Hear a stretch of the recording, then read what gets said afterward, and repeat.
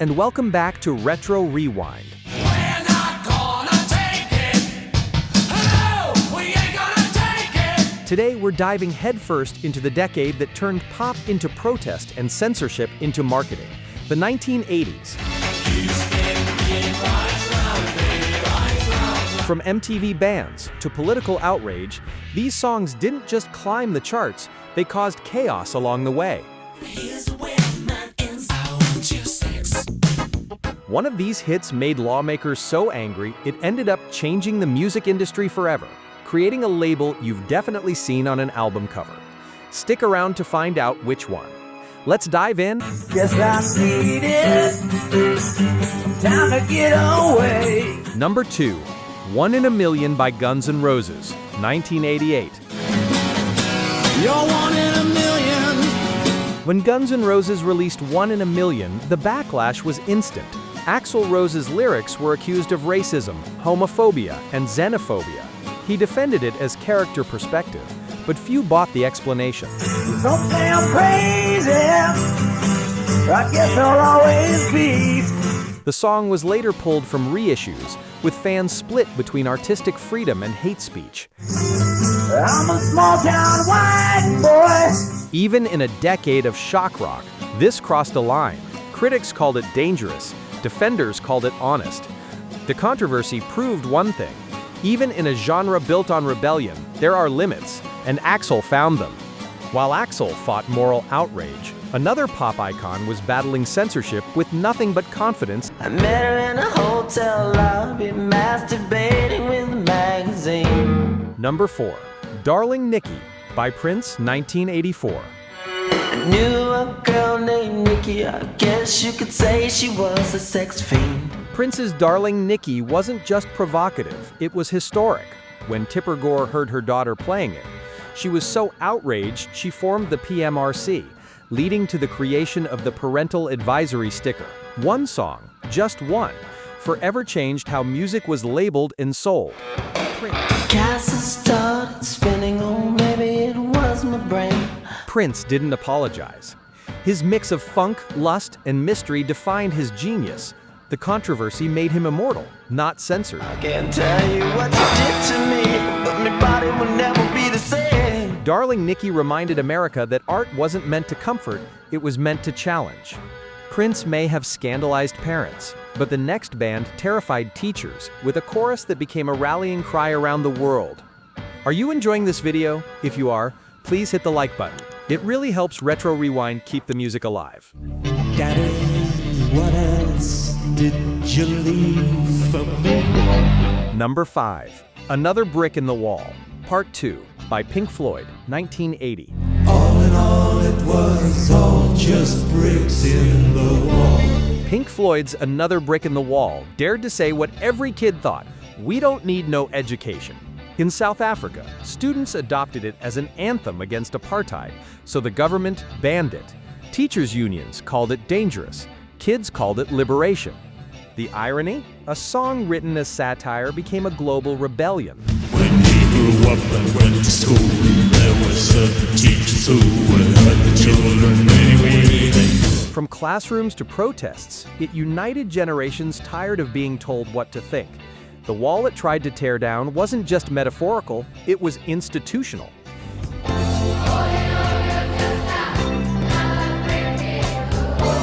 If schools feared Floyd, the next song had listeners believing its singer had witnessed a crime.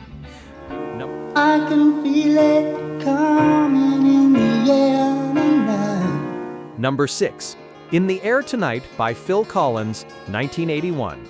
I can feel it in the air tonight. Oh. Few songs have inspired more urban legends than Phil Collins' In the Air Tonight. Listeners swore it was about a drowning, that Collins had witnessed a man let someone die and later sang about revenge. It was haunting, cinematic, and perfect fuel for rumor. Well, I was there and I saw what you did. Collins later laughed it off, saying it was pure fiction born from divorce and frustration. But by then, the myth had spread across playgrounds and tabloids alike. But I know the reason why you keep your silence up. In the Air Tonight proved that mystery could make a song immortal. Later in this countdown, we'll reveal a song that didn't just spark rumors, it sparked an actual lawsuit. We've covered mystery, scandal, and rebellion. Which of these shocks you most so far? Drop a comment below. If Collins gave us myth and melody, the next entry gave us misunderstood patriotism that divided a nation. Number 7. Born in the USA by Bruce Springsteen, 1984.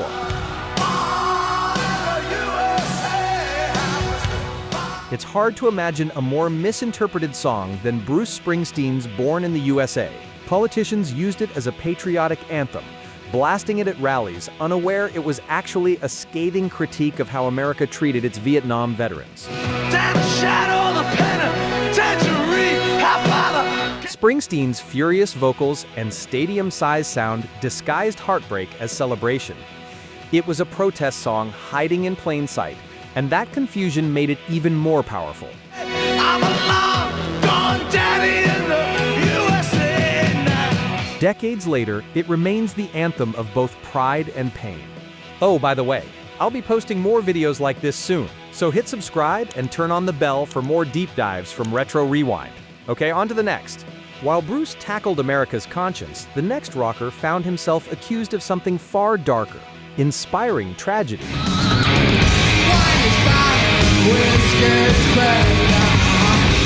Number 8. Suicide Solution by Ozzy Osbourne, 1980.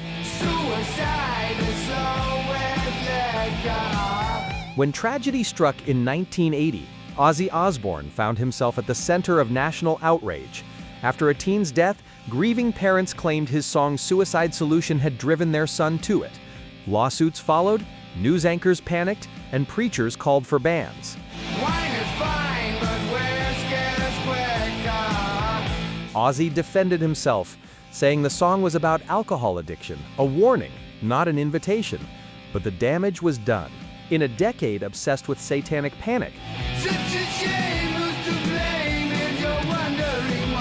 nuance didn't matter. The more they blamed him, the more legendary he became. If Ozzy faced moral panic alone, the next band found themselves dragged into the US Senate. Number 10. We're Not Gonna Take It by Twisted Sister, 1984. When Twisted Sister released We're Not Gonna Take It, critics dismissed it as cartoon rebellion.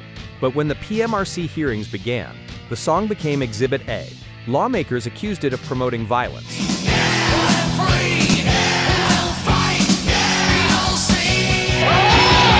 Frontman Dee Snider showed up to testify and left Congress speechless with his calm intelligence. The hearing backfired. Twisted Sister became heroes of artistic freedom.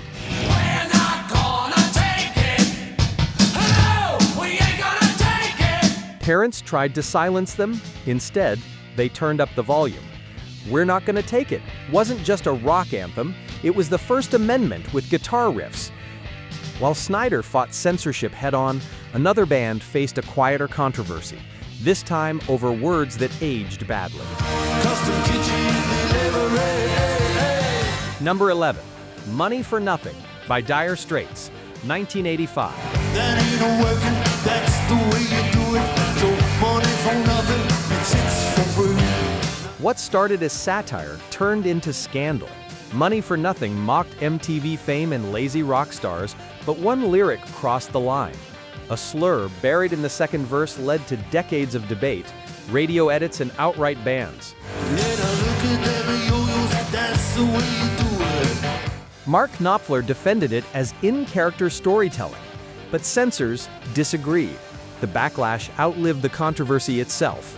Even decades later, the song still sparks arguments about intent versus impact. We got an install microwave oven, custom kitchen delivery.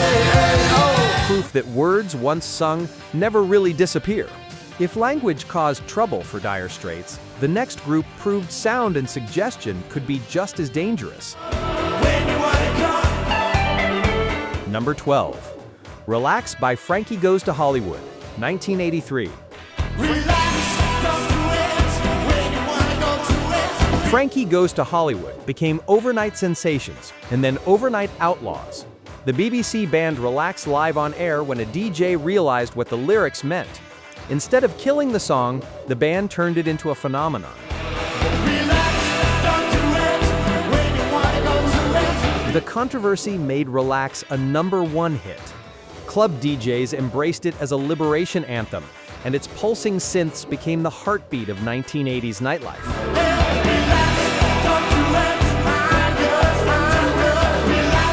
The more society tried to silence it, the louder it got. If Relax was too suggestive for radio, the next hit shocked audiences simply by how its singer looked. Number 13. You Spin Me Round Like a Record by Dead or Alive, 1984. Pete Burns strutted into MTV with wild hair, makeup, and unapologetic attitude. You Spin Me Round wasn't explicit, but its gender-fluid imagery and confident sexuality pushed 1980s norms to the limit. Some stations refused to air it, others couldn't look away.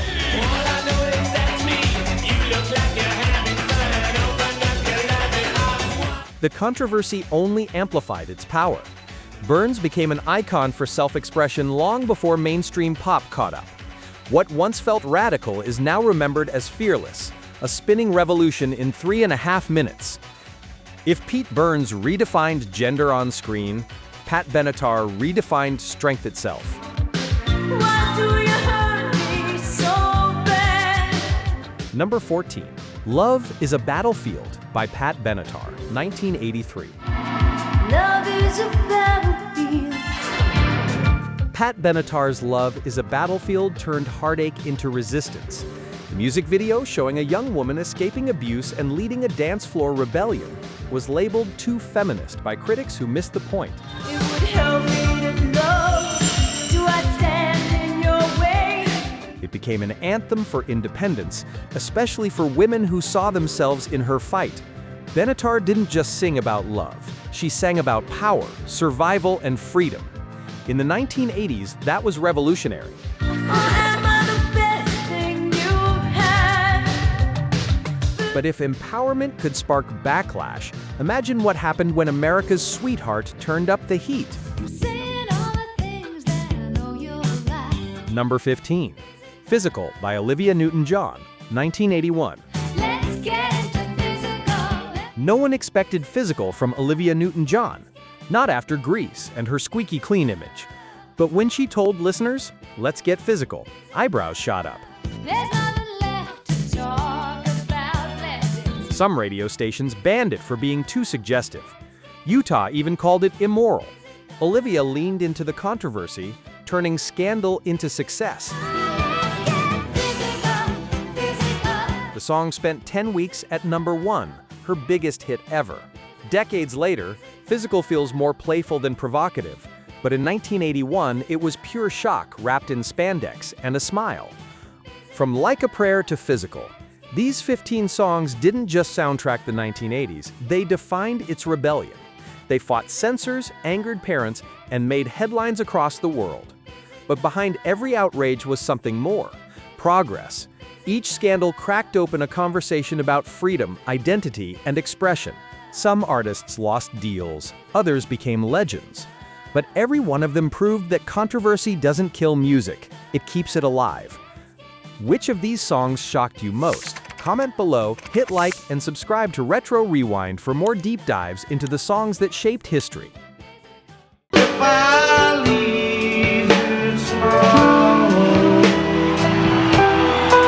When you're on the street, got to